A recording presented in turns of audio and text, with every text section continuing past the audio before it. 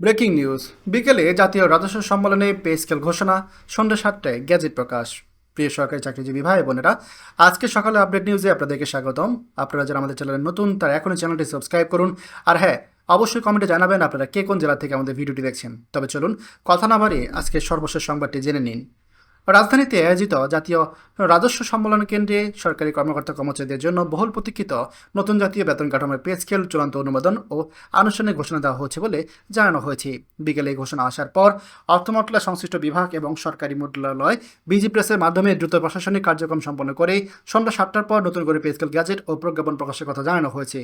প্রজ্ঞাপনে প্রকাশিত অনুযায়ী নতুন অনুমোদিত পে স্কেল চলতি বছরের 1 জুলাই থেকে কার্যকর হিসেবে গণ্য হবে। অর্থাৎ 1 জুলাই থেকে নতুন বেতন কাঠামো হিসেবে কার্যকর হলেও চলতি আগস্ট মাসে বেতন থেকে নতুন পে স্কেল সুবিধা পাওয়ার কথা রয়েছে।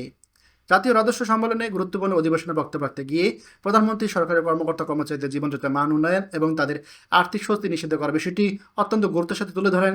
নিত্য প্রয়োজনীয় পণ্যের মূল্যবৃদ্ধি, মূল্যস্ফীতি এবং জীবনযাত্রার ব্যয় বিষয়টি একটি সমাজসেবী বেতন কাঠামোর প্রয়োজনীয়তার কথা তুলে ধরেছেন।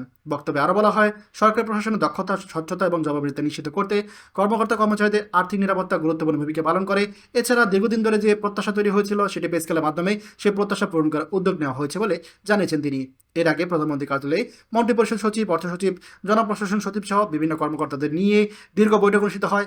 ওই বৈঠকে গ্রেড ভিত্তিক বেতন কাঠামো, বিভিন্ন ভাতা, পেনশন সুবিধা নিয়ে বিস্তারিত আলোচনা করা হয়েছে। পর্যালোচনা শেষে নতুন পে স্কেল প্রস্তাব চূড়ান্ত অনুমোদনে উপস্থাপন করা হয়েছে। নতুন অনুমোদিত বেতন কাঠামোতে 1 থেকে 20 নম্বর গ্রেড পর্যন্ত প্রতিটি স্তরে মূল বেতনে পরিবর্তন আনা হয়েছে।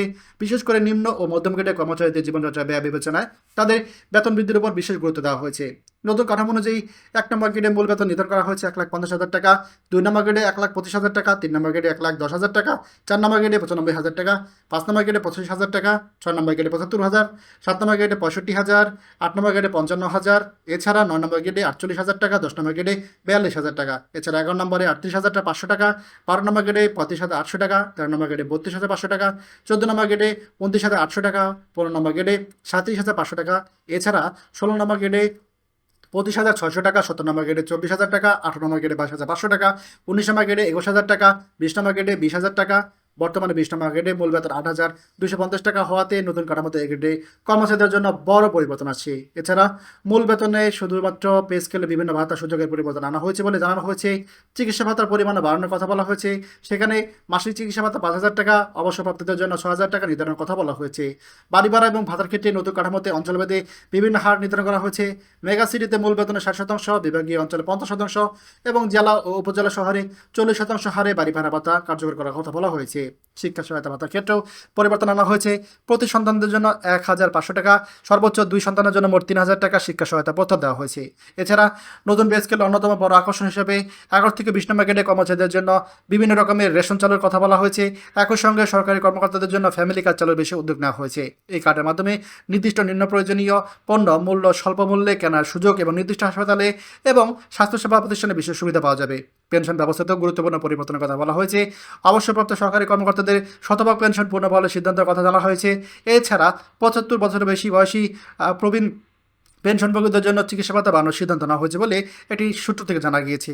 অর্থ মন্ত্রণালয় বিজেপির সূত্রে জানা গিয়েছে, সন্ধ্যা 7টা পর্যন্ত গেজেট প্রকাশের জন্য বিভিন্ন মন্ত্রণালয়, সরকারি দপ্তর, স্বায়ত্তশাসিত প্রতিষ্ঠান এবং হিসাবরক্ষক কার্যালয়ে নতুন বেতন কাঠামো বাস্তবায়নের জন্য প্রয়োজনীয় নির্দেশনা প্রদানের কার্যক্রম শুরু হয়েছে।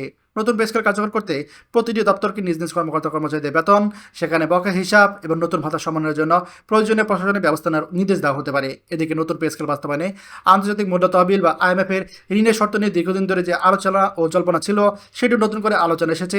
সরকারের পক্ষ থেকে জানানো হয়েছে পে স্কেল নিয়ে IMF এর কোনো বাধা নেই। এছাড়া প্রকাশিত গ্যাজেটে বিভিন্ন বিশ্লেষণ করে বড় পরিবর্তন হিসেবে 11 থেকে 20 নম্বর গ্রেডে কর্মচারীদের বেতন ও সুযোগ সুবিধা বৃদ্ধির বিষয়টি সামনে এসেছে। দীর্ঘদিন ধরে এই গ্রেডে কর্মচারীদের বেতন বৈষম্য কমানো এবং নতুন বেতন কাঠামো বাস্তবায়নের দাবি জানিয়ে আসছিল। নতুন বেতন কাঠামোতে তাদের মূল বেতন, বার্ষিক ইনক্রিমেন্ট এবং বিভিন্ন ভাতা আগের তুলনায় উল্লেখযোগ্যভাবে বাড়ানোর উদ্যোগ নেওয়া হয়েছে। সব মিলিয়ে জাতীয় রাজস্ব সম্মেলনে পে স্কেল ঘোষণা এবং সন্ধ্যা 7টার পরে সেখানে সরকারি খবর এবং চাকরিজীবীদের মধ্যে যে ব্যাপক আগ্রহ ও স্বস্তি তৈরি হয়েছে। এখন মূল নজর থাকবে নতুন বেতন কাঠামো বাস্তবায়ন, প্রয়োগ, বকেয়া বেতন পরিশোধ এবং বিভিন্ন ভাতা ও সুযোগ সুবিধা কার্যকর করার প্রক্রিয়ার দিকে। তবে গ্যাজেট প্রকাশিত প্রতিটি সুবিধা বাস্তবায়নের জন্য সংশ্লিষ্ট মন্ত্রণালয় ও দপ্তরগুলোতে আলাদা নির্দেশনা এবং সার্কুলার প্রয়োজন হতে পারে। ফলে আগামী কয়েকদিনে সরকারি দপ্তরগুলো থেকে নতুন পে স্কেল বাস্তবায়নে বিস্তারিত নির্দেশনা পাওয়ার সম্ভাবনা রয়েছে। ভিডিওটি খুবই জরুরি, তাই দয়া করে ভিডিওটি সবার সাথে শেয়ার করতে ভুলবেন না। আর আমাদের চ্যানেল নতুন হলে অবশ্যই চ্যানেলটিকে সাবস্ক্রাইব করুন। ধন্যবাদ।